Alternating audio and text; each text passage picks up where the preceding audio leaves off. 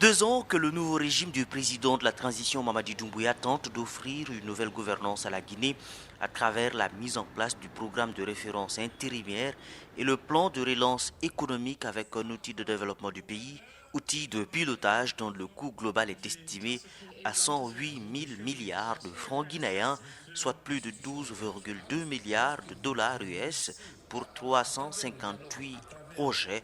Pour sa concrétisation, le président doit aussi convaincre des partenaires internationaux à qui il demande de regarder l'Afrique avec un regard neuf, une position partagée en Guinée. Une fois encore, aucune nation ne s'est développée sans avoir le courage de s'affranchir de la domination, de s'affranchir de la division et de s'affranchir de l'influence extérieure. Nous sommes une nation riche, mais pas que riche, nous sommes aussi dignes, parce que nous avons osé dire non au moment où les autres ont voté pour la compromission. Nous avons osé prendre notre indépendance au moment où d'autres se plaisaient dans la domination coloniale.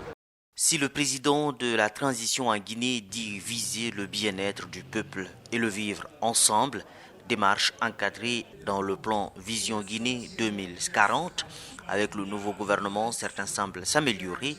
La lutte contre l'inflation qui se situe à 6% en juillet 2023 et la vie chère vont de pair avec le franc guinéen qui s'est stabilisé en se dotant d'une bonne appréciation face aux devises étrangères.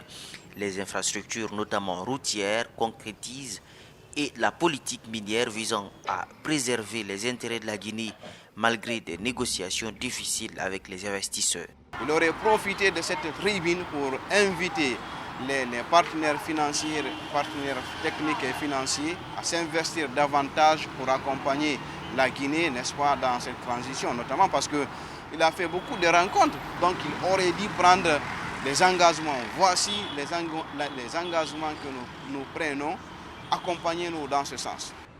Un accompagnement que les populations scrutent avec une attention particulière, voire mitigée, outre la volonté de voir les autorités de la transition réunir les fondamentaux d'une gouvernance qui pose les bases solides de développement de la Guinée.